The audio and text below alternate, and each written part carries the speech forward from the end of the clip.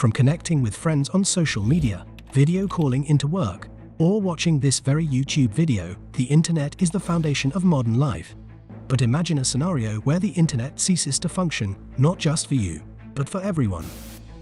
How would the world change if the internet were to go down? Join us as we explore how the world would be changed by the world's most catastrophic cyber attack. All here on the AI Hypothesizes channel.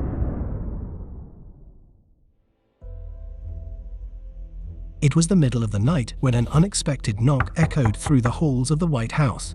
The president stirred from his slumber, glancing at his phone's illuminated screen. 2:36 a.m. A realization struck him. No signal.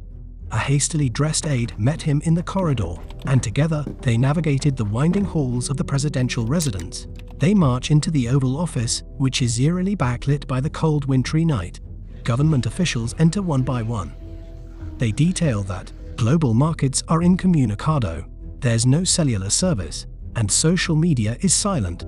Planes are in the sky, but no more will be taking off, and emergency services are active but struggling to coordinate. Do we know who did this? The president asks. Not yet, but this outage is affecting everyone, and so is unlikely to be the actions of a sovereign state.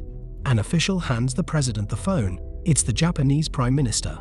Whilst it's the dead of night in the US, most of the world is awake and suffering. The conversation is brief. The president absorbed the implications being faced by Japan, and now fears how the United States will cope when morning arrives. Our servers are currently very busy, handling many requests from other users, including, what if mischievous keyboards rearranged letters randomly? And what if squirrels could rap? Whilst I handle these other requests, please consider leaving a like on the video. We are only a small channel, so please consider subscribing so you catch the next video. Now, where were we? Jack, a seasoned truck driver, wakes up before dawn to embark on a routine trip from Chicago to New York. Jack settles into his truck. He plans to catch up on his favorite podcast during the journey, only to find that the internet is down. Attempting to retrieve his route from his online planner, Jack is met with more disappointment. No access. Undeterred, Jack relies on his memory and basic directions to set out towards New York. As the sun begins to rise, he decides to take a break at a roadside diner. Inside, he orders a hearty breakfast and engages in small talk with the owner and chef. The diner's television broadcasts breaking news. Good morning, everyone. This is Tommy at Neural News Network. At approximately 1 a.m. Eastern Time last night, the entire global internet grid blinked out. That's right, folks. No more tweets, no more streaming, no more memes. The World Wide Web just went silent. But it's not just the states feeling the burn. All around the globe, countries are grappling with the fallout. Emergency services are on high alert, and hospitals are scrambling without the usual internet connectivity for patient info and coordination. And get this? No government on the planet seems to have a clue about why this internet blackout occurred. We have more coming soon, folks. For the latest, stay tuned to Tommy. Jack, immersed in his breakfast, is startled by a loud crash from the kitchen.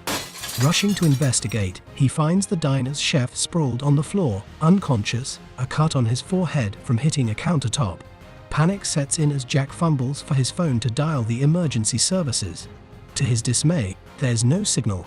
A sense of urgency grips him as he remembers a landline behind the diner's counter. Jack rushes to use it, thankful for the traditional communication means. Jack dials 911, but the situation takes an unexpected turn. A recorded message informs him that due to the internet outage, emergency services are experiencing high call volumes and delays. The ambulance, once dispatched, faces challenges navigating. Without GPS, they rely on outdated maps and radio communication, causing delays. Eventually, the paramedics arrive and rush the chef to the hospital. With no cell service to reach his emergency contacts, Jack decides to take matters into his own hands. He sifts through the back of his truck, uncovering an old map to locate his house address and find his family, thus allowing his wife and kids to find him at hospital.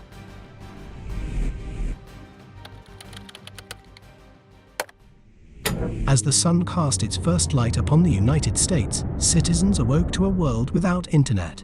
Scheduling problems stemming from the lack of internet connectivity cause issues for people arriving to work via public transport. An eerie stillness gripped the nation as people arrived at their workplaces, greeted by a conspicuous absence of emails, video calls, and financial transactions. Initially, the lack of internet connectivity is met with a stoic acceptance, but as the day unfolded, anxiety spreads like wildfire. No world government can pinpoint the origin of this blackout, giving rise to rumors of terrorism whispered through hushed conversations. Panic sets in, triggering a frenzy of panic buying that stripped store shelves bare. The absence of internet deals a severe blow to logistics networks, jeopardizing even the promise of tomorrow's food deliveries. As night descends, chaos ensues. Shoplifting and assaults surge, prompting police and the National Guard to patrol the streets of major cities. Short-range logistics, aided by radio communication, combined with phone calls and fax, are the sole thread holding the fabric of order together. In response, the US government targets key industries crucial for the world's functioning tomorrow. Emergency communication systems are hastily established for healthcare, logistics, and finance. As the government devised a phased plan for the gradual restoration of internet services, hope lingers that critical systems need not be rebuilt entirely.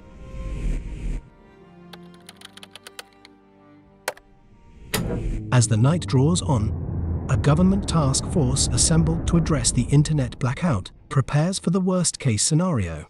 But in the quiet moments before dawn, a subtle noise emanates from the corner of an office, followed by a symphony of beeps and whooshing sounds. Exactly 24 hours after the internet's abrupt demise, it has returned. Relief sweeps through the room like a gentle breeze. The president, however, sits with head in hands, the timing of the restoration casting a dark shadow. This was an intentional attack. The scarier questions now surface. Who was responsible? Why did they do it? And would they strike again? The past day has made nothing except one thing clear. The modern world is brittle and fragile through its total dependency on the internet. So there are only two solutions. Either the internet must never go down, or the modern world must adapt. Bye for now.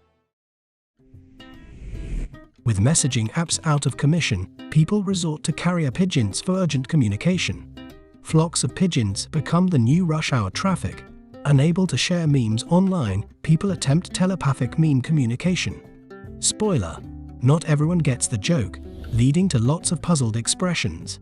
With the lack of internet, the game charades makes a huge comeback.